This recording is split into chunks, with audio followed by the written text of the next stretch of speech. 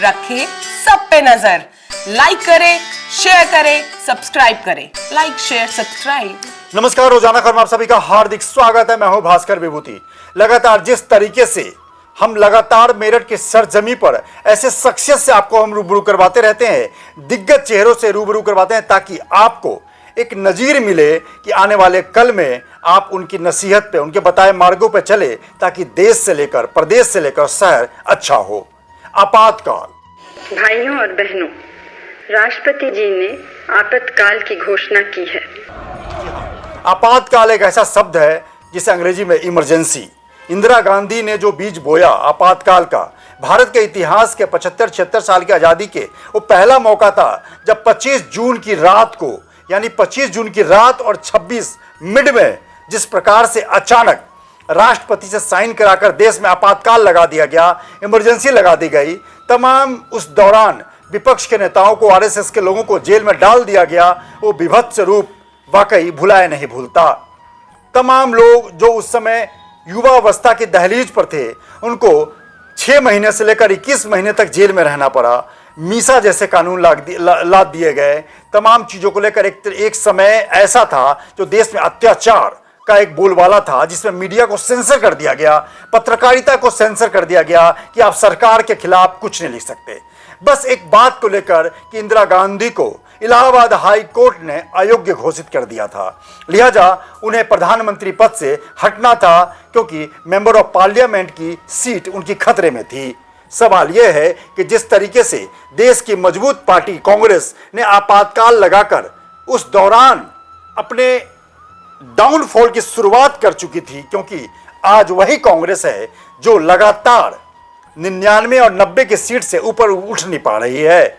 ऐसे में मेरठ के ऐसे दिग्गज शख्सियत से हम आपको रूबरू करवा रहे हैं जो मीसा जैसे कठोर, जो अभी रासुका है, उसी जैसा मीसा कानून देश में लाद दिया गया था, मीडिया को सेंसर कर दिया गया था, यानी कि कुछ भी आप सरकार के खिलाफ न बोल सकते हैं और न कर सकते हैं। ऐसे सभी लोगों को जेल के सलाखों के पीछे डाल दिया गया। ऐसे जीवट व्यक्तित्व के धनी भाजपा के दिग्गज चेहरा मेरठ के क्रांति भूमि के अरुण वशिष्ठ से हम आपको सीधे रूबरू करवाएंगे और बताएंगे किस तरीके से 21 महीने तक वो जेल में रहे, किन किन प्रताड़नों से गुजरे, किस तरीके से उन्होंने चीजों को झेला, महसूस किया।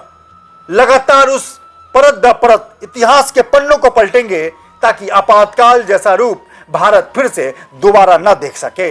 देश में अब कोई ऐसी सरकार नहीं जो आपातकाल जैसी स्थिति ला सके। ऐसे में भाजपा के राष्ट्रीय परिषद के सदस्य, अनुशासन समिति के प्रदेश संयोजक, भाजपा के उत्तर प्रदेश के दिग्गज चेहरा, जीवट व्यक्तित्व धनी मिलते हैं। आइए सीधे रूबरू होते हैं अरुण वशिष्ठ से। नमस्कार सर, कैसे हैं आप? नमस्कार। जिस तरीके से लगातार आपातकाल को लेकर हम कई इंटरव्यूज दिखाते रहे हैं पहले भी, और उस दौरान पिछले साल, उससे पिछले साल हमने आपातकाल को दिखाया। क्या लगता है कि आपातकाल के शुरुआत करने से पहले मैं आपका व्यक्तिगत परिचय जानना चाहूंगा, जो नए दर्शक हैं जो देख रहे हैं, आप किन किन पदों पर रहे और मौजूदा पद पे आप किस रूप में भाजपा के साथ जुड़े हुए हैं? वर्तमान में मैं राष्ट्रीय परिषद का सदस्य हूँ और प्रदेश की अनुशासन समिति का सह संयोजक हूँ। इसके पहले मैं भाजपा के विभिन्न दायित्वों पर रहा हूँ। क्षेत्र में उपाध्यक्ष रहा हूँ, महानगर की भूमिका मेरी रही है, और प्रदेश में भी मैं कभी नितिन गडकरी जी की राष्ट्रीय अध्यक्षता के समय में अंत्योदय समिति का और प्रशिक्षण विभाग का प्रदेश संयोजक रहा हूँ। जिस समय इमरजेंसी लगी, मैं मेरठ कॉलेज छात्र संघ का महामंत्री था और विद्यार्थी परिषद का सक्रिय कार्यकर्ता था। जैसा कि आपने बताया, इमरजेंसी 1974 में जब इंदिरा जी का चुनाव खंडित हुआ हाई कोर्ट के आदेश से, तो देश में एक अफरा तफरी की स्थिति थी और एक छात्र आंदोलन तेजी से पूरे देश में पनप रहा था, लोकनायक जयप्रकाश नारायण जी के नेतृत्व में। मेरी उसमें सक्रिय भागीदारी थी और इसी नाते मैं लोकप्रिय अपने देश के नेता लोकनायक जयप्रकाश नारायण जी को मेरठ कॉलेज के प्रांगण में भी लेके आया था और उनकी एक सभा यहाँ हुई थी। 25-26 जून की रात्रि को जो इमरजेंसी की घोषणा हुई, तो वो देश के लोकतंत्र का सबसे काला दिन था। उस दिन लोकतंत्र की हत्या हुई। ये पिछले 75 साल में देश के लोकतंत्र के इतिहास में कहीं इस प्रकार की घटना नहीं हुई। रात के बिना कैबिनेट की स्वीकृति के रात के 12 राष्ट्रपति साइन करा राष्ट्रपति लेना। के पास पहुंचना और एक तरह से जबरन से दस्तखत कराए गए। राष्ट्रपति जी ने पूछा भी कि कैबिनेट डिसीजन होगा क्या, नहीं आप दस्तखत कीजिए। और उसी रात को जो जहां था हमारे राष्ट्रीय नेता लालकृष्ण अडवाणी, अटल बिहारी वाजपेयी, जॉर्ज फर्नांडिस और ये तमाम मदूद लिमय, विभिन्न जो उस समय के विपक्षी दल थे उनके नेताओं को किसी को बेंगलोर से, किसी को दिल्ली से, किसी को चंडीगढ़ से वहाँ की जेल में डाल दिया गया। मेरे खिलाफ भी 3 मुकदमे मेरठ में उसी रात दर्ज हुए। मैं तो एक छोटा सा छात्र नेता, कई कार्यकर्ता था। एबीपी के आप महामंत्री रहे, मेरठ कॉलेज के मेरठ महामंत्री कॉलेज का महामंत्री था। 22-23 साल के बीच की मेरी उम्र थी। मेरे खिलाफ 3 मुकदमे हुए। जो शंकर आश्रम, जो हमारा राष्ट्रीय स्वयंसेवक संघ का कार्यालय है, वहाँ एक बैठक दिखाई गई और उस बैठक में विभिन्न जो विपक्षी दल थे उनके मुखियाओं के साथ मुझे शामिल होना दिखाया गया और वो मुकदमा मेरा सिविल लाइन थाने में दर्ज हुआ। चूँकि मैं मेरठ कॉलेज छात्र संघ का महामंत्री था और मेरठ कॉलेज लालकुर्ती थाने के अंतर्गत आता है, एक मुकदमा मेरे खिलाफ लालकुर्ती थाने में दर्ज हुआ उसी रात। तीसरा मुकदमा मेरे खिलाफ जो स्थानीय रामलीला मैदान है झंडका पीर दिल्ली रोड पर, वहाँ 2 नेताओं, पीपी नगर थाना लगता है शायद। हाँ उस समय वो थाना रेलवे रोड लगता अच्छा। था जी। और उस थाने में मेरे खिलाफ रिपोर्ट हुई। माननीय कैलाश प्रकाश जी, जिनके नाम से कैलाश प्रकाश स्टेडियम है, जो शिक्षा मंत्री रहे उत्तर प्रदेश के, उनके और एक हमारे भाजपा के वरिष्ठ नेता थे श्री राधेश्याम रस्तोगी, हम 3 लोगों को वहाँ पर भाषण करते हुए दिखाया गया। कहा गया कि हम कह रहे थे कि इंदिरा गांधी के तख्ता पलट दो, इस सरकार की तख्त में कील ठोक दो, इस तरह के वो एक सेट भाषण, मनगढ़ंत उन्होंने एक कहानी तैयार करी पुलिस वालों ने। सच बात तो ये तीनों जगह मेरी कहीं कोई उपस्थिति नहीं थी, लेकिन सरकार को मुझसे इतना डर था कि एक मुकदमे से काम नहीं चला। मेरे 22 साल की उम्र में आप इतने सशक्त हो चुके थे। 22 साल की उम्र, 22 साल की उम्र में मैंने कुल मिला के जब मैं 22 साल की उम्र में मैंने कुल मिला के जब मैं 2 साल बाद इमरजेंसी के आया तो मेरे 25 साल पूरे नहीं हुए थे। अच्छा। तो वो मेरे खिलाफ मुकदमे दर्ज हो गए, लेकिन शंकर आश्रम से मेरे उस समय के विभाग प्रचारक माननीय ज्योति जी थे और नगर प्रचारक रामलाल जी थे, जो अभी भाजपा के महामंत्री संगठन रहे, इस समय अखिल भारतीय संपर्क प्रमुख राष्ट्रीय स्वयंसेवक संघ में। उनकी मुझे प्रेरणा हुई और उनके निर्देश पर मुझसे कहा गया कि अभी तुमको गिरफ्तारी नहीं देनी है, बचना है।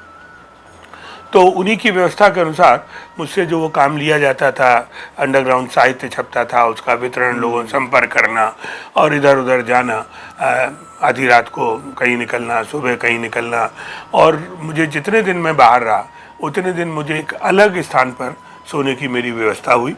रात को कहीं सोता था, दिन में कहीं निकलता था। और 5 जुलाई को मेरे घर की कुर्की कर ली गई। अच्छा। और मेरे घर में जो भी सामान था, अगर मैं कहूँ कि घड़ा भी था तो चम्मच भी उठा के ले गए। चम्मच भी सब उठा के झाड़ू लगा। तब आप कहाँ रहते थे? मैं उस समय जो अपना ये हीरालाल अस्पताल है, हाँ जी हाँ जी हाँ जी, हाँ, उसके सामने सतीश बिल्डिंग है, तो उस घर में वहाँ रहता था और वो मेरा सारा सामान पुलिस ले गई। लेकिन संघ का आदेश था, अधिकारियों का आदेश था, मुझे गिरफ्तारी नहीं देनी थी, नहीं तो गिरफ्तारी देकर मैं कुर्की से बच सकता था। फिर और 5-7 दिन इसी प्रकार से चलता रहा। मेरे पिताजी उन दोनों केंद्रीय विद्यालय दिल्ली में INA में प्रिंसिपल थे। यहाँ से बिल्कुल जो अवैध था, मेरी कुर्की की जा सकती थी, मैं पिताजी से अलग रहता था, लेकिन वहाँ के घर की कुर्की के आदेश यहाँ की अदालत ने कर दिए, जो दिल्ली में नहीं किए जा सकते। अच्छा, दिल्ली में जो पिताजी केंद्रीय विद्यालय में प्रिंसिपल थे, उनके सरकारी क्वार्टर में भी कुर्की का आदेश कर दिया। और वो जो समाचार वहाँ पहुँचा तो मुझे आज भी ध्यान आता है, सारी रात वो अपने घर का सामान दूसरे घर में रखते रहे कि पुलिस कब आ जाएगी, और सिर्फ जो कुर्की में नहीं जाता है, खाने के बर्तन और पहनने के कपड़े, उनको छोड़ दी। और उनको पता नहीं था मैं कहाँ हूँ, लेकिन जब मुझे पता लग गया तो मैं सुबह 6 बजे वहाँ पर 5 बजे पहुँचा। मेरे पिताजी में हूँ और मैं गिरफ्तारी दे रहा हूँ। तो उसके बाद मैं मेरठ आया और मेरठ आके मैंने, शायद वो 16 जुलाई रही होगी, तो 15-16 जुलाई की बात है, मैंने कोर्ट में सरेंडर कर दिया और मैं जेल चला गया। मेरठ जेल में रहे आप? मेरठ जेल में चले गए। अच्छा। और दिसंबर तक मैं था। शुरुआत की अगर परिस्थितियां कहें तो आपातकाल का इतना डर बन गया था लोगों के बीच में कि अपने रिश्तेदार भी नहीं मिलते थे, जेल में कोई मिलने नहीं आता था, कोई समाचार नहीं होता था, अनजान व्यक्ति को LIU का आदमी समझा जाता था। सब पर ये डर था कि मेरी भी गिरफ्तारी हो सकती है। तो घरों की चिंता करना, ये सब करना, ये संघ के लोगों ने किया। और मेरा तो परिवार नहीं था, उससे विवाह नहीं हुआ था। तो मैं 5 महीने, 5.5 महीने दिसंबर तक मेरठ जेल में रहा। फिर उस समय कुछ जमानतें शुरू हुई और स्वाभाविक रूप से मेरी जमानत भी हो गई और मैं जमानत के बाहर। लेकिन तब तक संघ देश में एक देशव्यापी सत्याग्रह आपातकाल को शुरू कर चुका था। तो आते ही मैं फिर माने ज्योति जी और रामलाल जी इन सब के बीच में ही था। पिताजी उस समय दिल्ली थे ही थे, तो मैं यहीं उनके पास रहने लगा। हालांकि परिवार तो यही चाहता था कि 5 महीने बाद जेल से आए हो तुम यहाँ आओ। सही बात। लेकिन कार्यकर्ता था, संस्कार था और मन में उस समय एक उत्साह था कि भाई किसी तरह से भी आपातकाल का कोई घटना चाहिए। और जिस तरह से असीमित गिरफ्तारियां हुई थी, बहुत तरह के समाचार आते थे अत्याचार के, तो मैं वो सत्याग्रह में शामिल हुआ और 27 जनवरी 76 को मैं पुनः सत्याग्रह करके 10 लोगों के साथ, जिसमें 2 महिलाएं भी थीं, उनके साथ पुनः जेल चला गया। अच्छा, आप कितने महीने बाहर रहे? मतलब 2-3 महीने बाहर रहे, फिर नहीं, मैं 1 महीना 25 दिन। अच्छा, 1 महीना 25 दिन बाहर रहे, फिर जेल चले गए? फिर जेल चला गया। उसमें क्या एक्ट लगा आप पे? हाँ, उस समय जाने के तीसरे दिन मेरे को, मतलब ये मीसा के, ये DIR के तो जो 3 केस थे पहले, उसके बाद 2 केस मुझ पर और लगाए गए, 5 केस थे टोटल, जो शायद मेरठ में ही नहीं देश भर में मैं कह सकता हूँ कि 5 DIR केस किसी पे नहीं रहे होंगे। फिर तीसरे दिन मुझे वहीं जेल के अंदर ही मीसा सर्व कर दी गई, और जिसे maintenance of internal security act, DIR माने डिफेंस ऑफ इंडिया रूल, भारतीय सुरक्षा अधिनियम और आंतरिक सुरक्षा कानून, जो दोनों खतरे में बताया गया आपसे। हाँ, मतलब एक बहुत बड़ा एक आरोप था और वो लगा। उसके बाद मैं 8 मार्च 1977 को जब इमरजेंसी हटाने की घोषणा हुई, पूर्ण रूप से तो इमरजेंसी 21 मार्च 77 को हटी है, लेकिन 8 मार्च से कुछ छोड़ने शुरू हो गए थे और इंदिरा जी ने देश में चुनाव की भी घोषणा कर दी थी। तो वो जो एक कार्यकाल था, वो निश्चित रूप से एक बड़े संघर्ष का कार्यकाल था। मैं अपने पार्टी के दिए हुए संस्कार, नेतृत्व के दिए हुए मार्गदर्शन, उस नाते गया और मुझे आज ये लगता है कि मैंने एक बड़े काम में सही काम किया, मेरा सहयोग रहा। तो उस दौरान आपने ABP के छात्र राजनीति में भी आप बहुत शिद्दत से जुड़े थे जी, जिससे आप मेरठ कॉलेज के महामंत्री बने। तो वो बहुत संक्षिप्त में बताएंगे कि उस दौरान और मेरठ में 1-2 लोग और कौन ऐसे सक्रिय थे जो लगातार इस मूवमेंट में लंबे समय तक जेल में रहे? हाँ, मेरे साथ जो मौजूदा कैंट विधायक हैं अमित अग्रवाल, वो भी 4-5 महीने, वही जब तक जमानतें शुरू नहीं हुई थी उस समय तक वो भी रहे। दूसरे मेरे मित्र प्रदीप कंसल, जो मेरे बाद सत्याग्रह करके गए, वो मेरे साथ मीसा में भी रहे।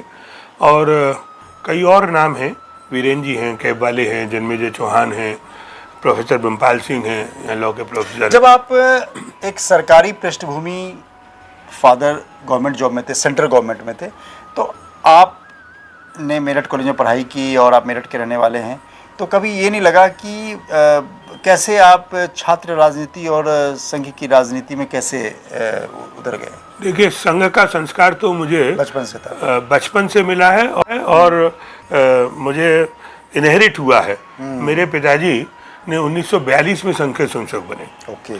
और 1947 में उन्होंने 3rd ईयर जो हमारे यहाँ तृतीय वर्ष कहलाता है OTC, वो नागपुर से किया। और बड़े सौभाग्य के लिए, मेरे लिए गर्व की बात है, पिताजी और अटल जी ने एक साथ OTC किया। बहुत बढ़िया। और पिताजी और अटल जी दोनों कानपुर में एक ही कॉलेज के छात्र थे और एक ही हॉस्टल में रहते थे।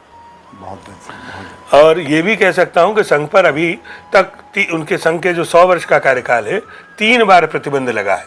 पहला प्रतिबंध 1948 में गांधी जी की हत्या पर संघ पर झूठा दोषारोपण था, तब लगा।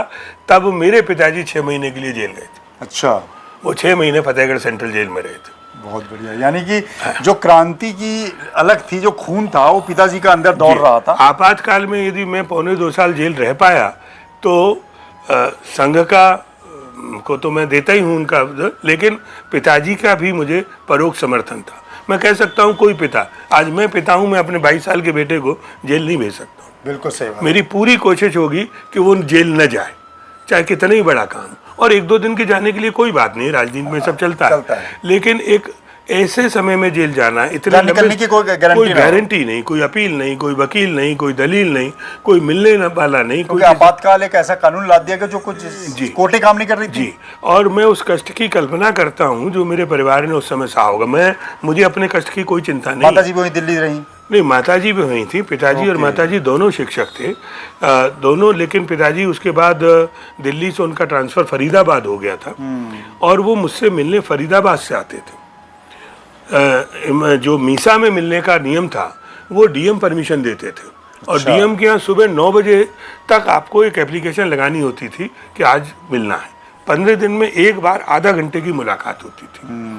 अब 9 बजे तक एप्लीकेशन लगाने के लिए उस समय घर में कोई गाड़ी और ये सब नहीं था, टेलीफोन, दूरभाष, बहुत सारी कुछ नहीं था। तो किसी प्रकार से बस से, स्कूटर से वो कैसे आते थे 4-5 बजे उठ के, और डीएम के यहाँ वो एक दरखास्त लगती थी, उसके बाद वो एक आधा घंटे की मुलाकात होती थी। तो 15 दिन में एक बार वो आते थे। तो मैं उनका कष्ट समझ सकता हूँ। मेरे को तो, मेरे साथ वहाँ लोग थे, पिताजी की भी प्रेरणा था, संबल था, उन्होंने मुझे कभी नहीं रोका। और मैं एक और संस्मरण मुझे याद आता है, एक प्रोफेसर डीपी यादव उस समय शिक्षा मंत्री थे, सरकार तो कांग्रेस की थी, बिहार के थे। तो उनको जब पता लगा, वो पिताजी एक अच्छे प्रिंसिपल थे और उनका एक सम्मान था विभाग में, तो उनको पता लगा कि वशिष्ठ, आरपी वशिष्ठ पिताजी का नाम था, कि उनका बेटा इस तरह जेल में है। तो उन्होंने पिताजी को बुला के पूछा, अरे वशिष्ठ तुम्हारा बेटा सरकार में शिक्षा मंत्री थे? जी। अच्छा। उन्होंने पूछा कि तुम बताया नहीं तुमने कभी तुम्हारा बेटा जेल में? तो उन्होंने कहा नहीं, अब मैं क्या कहूँ, उसकी वो है, तुमने रोका भी नहीं। नहीं, मैं क्या कहता उसको, मैंने रोका और उसकी इच्छा से हो गया है। उसको राजनीति करनी है तो उसे दिल्ली लाओ। और उसको कहना, कभी कभी हवा को भी पीठ देनी पड़ती। एक कांग्रेस के मंत्री ने एक इमरजेंसी में बंद जेल के उसको पिता को कहा कि हवा को पीठ दे, छाती नहीं देनी पड़ती। छाती नहीं देनी पड़ती, मतलब उसको कहो कि मौके की भापना चाहिए और आप आके जो है, और दिल्ली में मैं उसे सेट करता हूँ। लेकिन मैं विचारधारा से बना था, कोई मतलब विचारधारा। देश में आपातकाल लोकतंत्र के लिए काला अध्याय, उस इंसान के लिए काला अध्याय जो लगातार परिवार से, अपने माता पिता से अलग होकर जेल के सलाखों के पीछे रहा। देश में तमाम चीज़ें हुई, लेकिन आपातकाल की तुलना किसी से नहीं की जा सकती। आपातकाल एक घंघोर काली घटा से भी ज़्यादा विभत्स थी। अगर किसी के मुंह से सुने तो आंखों में आंसू आ जाएंगे, सिरन रोंगटे खड़े हो जाएंगे। जितनी प्रताड़ना कई लोकतंत्र सेनानियों ने झेली। इन्हें लोकतंत्र सेनानी का भी दर्जा मिला जब मुलायम सिंह सरकार सूबे में हुई। उत्तर प्रदेश सरकार में मुख्यमंत्री मुलायम सिंह हुए तो पूरे उत्तर प्रदेश के लोकतंत्र सेनानी का दर्जा, लोकतंत्र सेनानी का शब्द मुलायम सिंह यादव ने दिया, क्योंकि लोकतंत्र की रक्षा के लिए ये तमाम लोग, मुलायम सिंह यादव भी, लालू प्रसाद यादव भी, सुशील मोदी भी, तमाम लोग जेल गए। तो मुलायम सिंह यादव ने बड़ी पहल की और इन तमाम लोकतंत्र सेनानियों को पेंशन भी बांधा। बहुत लोग अभी हैं और काफ़ी लोग इस दुनिया में से चले जा चुके हैं। बस एक संस्मरण करके फिर मैं मौजूदा पृष्ठभूमि में आऊँगा, मुलायम सिंह के उसमें भी आऊँगा। एक चीज़ बताइए, जब पिताजी आते थे जेल में तो दिल से बताइए क्या बातें करते थे, क्या वो बोलते थे आधे घंटे में, वो संस्मरण मुझे सुनाइए। देखिए, आधा घंटे में क्या बात हो सकती है, 5 मिनट तो न वो बोलते थे न मैं बोलता था। वाह, एक दूसरे को देखते रहते थे। एक दूसरे को न वो कुछ कह पाते। कितने भाई बहन हैं आप? हम लोग 8 भाई बहन। अच्छा, 8 बहन। तो आप किस नंबर पे हैं? मैं सबसे बड़ा हूँ। अच्छा, तो बहुत। सबसे बड़ा बेटा जेल में हो और एक अनिश्चित काल के लिए जेल में हो, और जिस पर भावी जिम्मेदारियां घर पर हूँ। मैं उस समय LLB कर चुका था 1975 में, तो मुझसे तो कुछ अपेक्षाएं नहीं होंगी उनकी। और कहते क्या थे, मतलब क्या कहते? जब नहीं, उन्होंने मुझे कभी ये नहीं कहा कि बेटा तुम गलत आ गए या तुम परेशान, तुम्हारी वजह से परिवार परेशान है। पिता अपनी बात तो कहता ही नहीं। उन्होंने ये भी नहीं कहा कि तुम्हारी माँ बहुत दुखी है, परेशान है। लेकिन मैं समझ सकता हूँ कि दिक्कतें थीं, और पर उन्होंने कभी मुझे कहा नहीं। आज दोनों स्वर्ग में हैं और मैं दोनों के प्रति बहुत आभारी हूँ कि उन्होंने मुझे वो अव्यक्त संबल और प्रेरणा दी कि मैं इतने दिनों रहा और आज मैं लोकतंत्र रक्षक सेनानी के रूप में देश के सामने। बिल्कुल, लगातार जिस तरीके से लोकतंत्र सेनानी के दर्जा मुलायम सिंह यादव ने दिया, इस रूप को बहुत संक्षिप्त में बात करेंगे। लोकतंत्र सेनानी आप बनाए गए, ये फौरी तौर पर ये कल्पना मुलायम सिंह यादव ने की, क्योंकि जाके फटे न पीर बवाई ओका जाने पीड़ पर आई। मुलायम सिंह यादव भी भुक्तभोगी थे, तो लिहाजा उन्होंने लोकतंत्र सेनानी को सबको लखनऊ में इकट्ठा किया। आप भी कहते हैं? हाँ, मैं भी गया था। वहाँ पे सर्टिफिकेट मिले और सम्मान मिला, क्या है? संक्षिप्त में हाँ, बताइए। देखिए वो मुलायम सिंह जी ने उत्तर प्रदेश में इसकी पहल की। बिल्कुल। ये निश्चित रूप से उत्तर प्रदेश वासियों को तो के लिए तो श्रेय उनका जाता है। और सरकार तो उससे पहले भी मुलायम सिंह जी की रह चुकी थी, लेकिन ये पहल हुई 2005 में जी। 75 के बाद 30 साल बाद। बीच में कल्याण सिंह जी की सरकार रही, राजनाथ सिंह जी की, रामप्रकाश गुप्ता जी की रही, उस समय नहीं हो पाया। और मुलायम सिंह जी की भी 90 के बाद उनकी सरकार थी, पर 2005 में जब उन्होंने किया तो निश्चित रूप से प्रदेश भर के लोकतंत्र सेनानियों की खोज हुई, जिले से रिकॉर्ड लिया गया और उनको पूरे सम्मान के साथ यहाँ से डीएम को इंचार्ज बनाया गया और यहाँ के जिलाधिकारी, अपर जिलाधिकारी नगर और प्रोबेशन अधिकारी 2 बसों में लेके गए और वहाँ वो एक कार्यक्रम में सम्मानित किया गया। पेंशन भी उन्हीं के दौरान बता। हाँ, उस समय जो इनिशियली पेंशन तय हुई थी वो 500 रुपये हुई थी। ओके। 500 रुपये और एक प्रशस्ति पत्र तय हुआ था। अस्पताल में इलाज की बात भी है और सरकारी अस्पताल में, और बस में मुफ्त यात्रा का था। लेकिन उसके बाद जब बसपा की सरकार आई तो बसपा की सरकार ने ये सुविधाएं निरस्त कर दी। अच्छा, लोग तो मायावती जी ने ये निरस्त कर दी। उसके बाद सौभाग्य से, संयोग से फिर मुलायम सिंह जी की सरकार आई तो उन्होंने अपने इस निर्णय को कैबिनेट डिसीजन का रूप दे दिया। पहले वो उनकी निजी था, कैबिनेट डिसीजन होने के बाद वो सरकार का डिसीजन हो गया। अब उसके बाद कोई सरकार इसे पलट नहीं सकती थी। 500 के बाद फिर वो 1500, 5000 और मौजूदा सरकार माननीय योगी जी ने इस राशि को बढ़ाकर 20,000 किया। बहुत है। चलिए, इसमें कोई भी व्यक्ति ऐसा नहीं है जिसको 20,000 की दरकार हो, सभी संपन्न हैं और कुछ होंगे भी तो उनको लिए बहुत अच्छी पहल है, क्योंकि गांव देहात में भी बहुत ऐसे बुजुर्ग होंगे जो वाकई ये 20,000 की पेंशन उनके लिए जीवन की एक तरह से वरदान हो। बुजुर्गियत में, बुढ़ापे में अगर उनको 20,000 की पेंशन मिल रही तो बेटे और बहू और तमाम चीज़ों पर डिपेंडेंसी खत्म हो जाती है। पर चलते चलते एक चीज़ बताऊंगा कि क्या राजनीतिक रूप से आप सेटिस्फाइड रहे कि अब जो सफ़र रहा राजनीतिक रूप से, या कुछ बनने की इच्छा रही? हालांकि वो मतलब बिल्कुल कि मैं इस रूप में आता तो अच्छा रहता और इस रूप में आता, ऐसा कुछ है नहीं। देखिए, जब गए थे, सत्याग्रह किया या इमरजेंसी में जो भागीदारी रही वो संघ की प्रेरणा से हुई और संघ के स्वयंसेवक कोई काम प्रतिफल मिलेगा या इसका ये परिणाम नहीं होगा, ये विचार आज भी संघ का है कि हम लोग जो गए वहाँ नहीं, सरकार ने इसे दिया है, ये अच्छी बात है। नहीं देती तो भी कोई बात नहीं थी। हालांकि मध्य प्रदेश सरकार, राजस्थान सरकार, बिहार सरकार और अभी हाल में ही दिल्ली सरकार ने भी इसकी घोषणा की है। और मैं ये कहता हूँ ये कोई सहायता राशि नहीं है, ये एक सम्मान राशि है और जिससे हमें नहीं, परिवार को लगता है कि अगर हमारे पिता या हमारे परिवार से कोई गया था तो एक सरकार उसका सम्मान कर रही। ये सम्मान जब स्वतंत्रता आंदोलन हुआ तो स्वतंत्रता संग्राम सेनानियों को भी मिला, आज भी उनके परिवार को बहुत सारी चीजें, फैसिलिटी, नौकरी मिलती है। आप लोगों को तो जॉब में नहीं, लेकिन लोगों को तो जॉब की, उनको बहुत सारी चीजें मिली, नौकरी मिली, भू आवंटन हुए, भवन आवंटन हुए और कई तरीके से उनके जीवन यापन के लिए सोचा गया।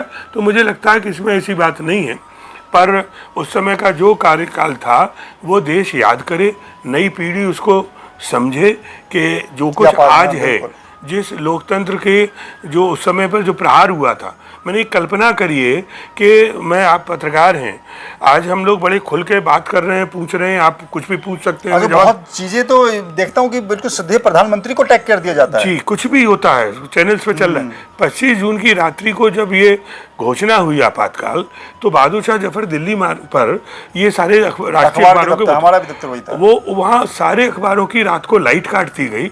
वहाँ के जो कुलदीप नैयर साहब इंडियन एक्सप्रेस के उसके वो थे, उनको गिरफ्तार कर लिया गया, रामनाथ गोयन का गिरफ्तार कर लिए गए, केवल वो अखबार जो सरकारी थे उसको करके, लेकिन किसी भी अखबार को छपने नहीं दिया गया और प्रेस पर की सेंसरशिप हो गई। बिना सरकारी स्वीकृति के कोई समाचार छप नहीं सकता था। अगले दिन अखबारों ने अपने संपादकीय खाली छोड़े या पूरे का पूरा पेज काला छोड़ा। तो इतनी बड़ी जो पाबंदी थी कि एक दूसरे से समाचार का, आज तो इलेक्ट्रॉनिक मीडिया घटना बाद में होती है, समाचार सोशल मीडिया, उस समय कुछ था नहीं, तो कहीं कोई किसी तरह का, और पूरा विपक्ष एकदम उसका गला घोट दिया गया था। तो उस बड़ी लड़ाई में हमारी भागीदारी और शायद उस सब के परिणाम ये है कि आज देश को अभिव्यक्ति की स्वतंत्रता का अधिकार पूरी तरीके से मिला है। हम यही कहना चाहेंगे, इसका दुरुपयोग नहीं होना चाहिए। बिल्कुल, लगातार घर के एक बड़े बेटे के रूप में जिनके सर पे पिता के बाद 7 भाई बहनों के एक तरह से देखभाल की जिम्मेदारी हो, वो बेटा आपातकाल में जेल चला जाए और पूरे 21 महीने तक जेल में रहे, पिता सरकारी नौकरी पे हो, उस दिन को याद करके कोई भी भाव विभल हो सकता है। 7 भाई बहनों को भी संभालना पिता, और कहीं न कहीं पिता के दिल के कोने में बड़े बेटे के साथ जो जेल की यात्रा है उसको भी वो अपने आप को संभाल कर रख पाएँ, इसकी भी सबसे बड़ी चुनौती होगी। और इन चुनौती में साथ दे रही होगी इनकी माताजी। सवाल ये है कि अरुण वशिष्ठ जैसे लोगों ने लोकतंत्र की रक्षा के लिए जो जेल यात्राएं की, वो आने वाले हमारे लिए और हमारे पीछे जो बच्चे हैं उनके लिए लोकतंत्र की नींव को बेहद मजबूत कर गया। अब कोई भी सरकार इतनी हिम्मत नहीं कर पाएगी कि देश में फिर से आपातकाल लगाए और विपक्षी लोगों को जेल में डाले और अखबार को सेंसरशिप करे। सवाल यही है कि क्या कांग्रेस आपातकाल का हर्जाना भुगत रही है? सोचिए, हमारा काम है कहना। नमस्कार। रोजाना खबर रखे सब पे नजर।